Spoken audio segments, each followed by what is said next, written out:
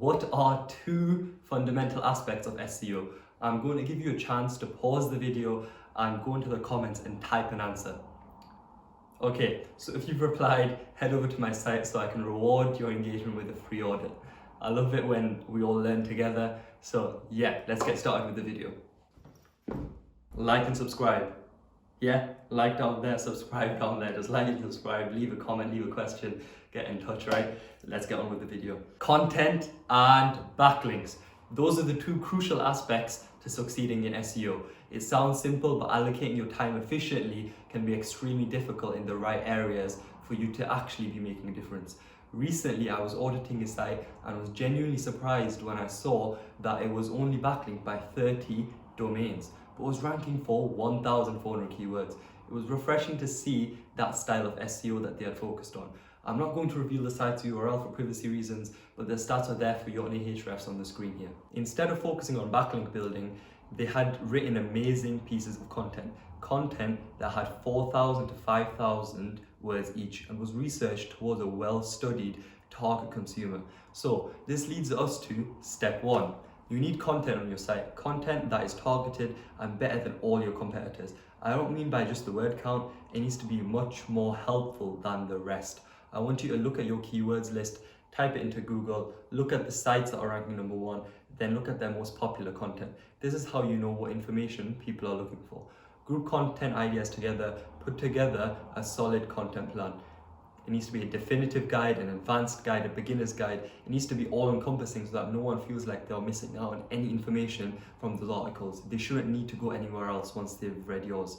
I always say there's a mutual relationship between you providing Google content and Google providing you that traffic. Once you do this, you'll hopefully get amazing metrics, a low bounce rate and a high time spent on your site. All key signals to Google. Watch my video on how to make your blogs more readable and engaging for your reader up here somewhere, or if you're struggling to get good habits of writing blog posts in daily, then my tips on how to start blog writing will be here somewhere as well. So step two, you've got popular content sorted with these big sites and competitors. I want you to do the same with low difficulty keywords now as well. Once you're ranking first for low difficulty keywords and you're getting great metrics, Google will automatically start ranking you higher. Again, you want to be answering questions. What you can do is type in your keyword into Google and keep choosing related searches until you find questions. These will most likely be long tail key phrases and all the more easy to rank. You can also check forums and websites like Quora to see what your target consumer is asking about your niche. Step three, spend about half your time promoting your content. This is fundamental and normally I would recommend to be promoting a lot more. But in this case, our content is that great that we've needed to allocate the extra time in creation. This is because you have a brand new site and you want to be coming in with a bang. There are plenty of sites out there with mediocre content and you don't want to be like them. And also you'll find it easier to get backlinks and promote your content because your content is that much better than the rest. What you can then do is promote your content to your competitors' backlinking pages. You need to see which pages backlink to your competitors and email them something like this. Hi there, Claudia. I've seen that you've linked out to ... and this great piece of content. I've published a guide very similar, but I've also included 1, 2, and 3 more comprehensively. So if you feel like it's any good, feel free to share it. Thanks, Mo. What you can also do is link out to other posts, then email those sites for a link in return. A little mutualistic relationship that you can develop. You need to send about 100 to 200 emails using this method. That's the only way you're going to get those links.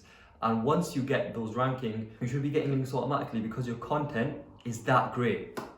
Step 4, we're going to use social shares. You can use search.twitter.com to search for people sharing links. Type their link into Twitter and see who's been sharing it. You can ask those same people to also share your links as well. Step 5, make a network of content promoters. You're going to start noticing certain people are more open to linking out to you or sharing your phenomenal content. Create a database, and not every time, but for every second or third article you publish, you know exactly who to go to for those links straight away. This will save you so much time and effort. So, in conclusion, going back to that website I audited at the start, they did a great job for content, but what I suggested to them was to follow those promotional steps to really promote their content. Once they follow those promotional steps, their business is going to grow on a level that they would have never expected because their content was already that great, and once they get those links coming in, there's no reason why Google wouldn't rank them at all. So, thank you very much for watching. Like and subscribe. Okay, I'm putting together all these videos so we can all learn together. So yeah, like and subscribe.